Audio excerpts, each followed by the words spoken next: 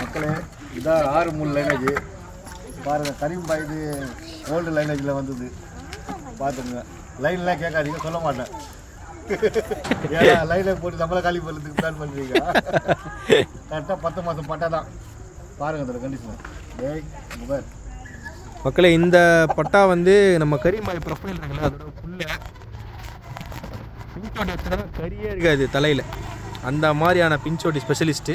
வெறும் கரியாக சாப்பிட்டு வளர்ந்துருக்கான். வெறும் கவுச்சா போட்டு வளர்த்துருக்காங்க.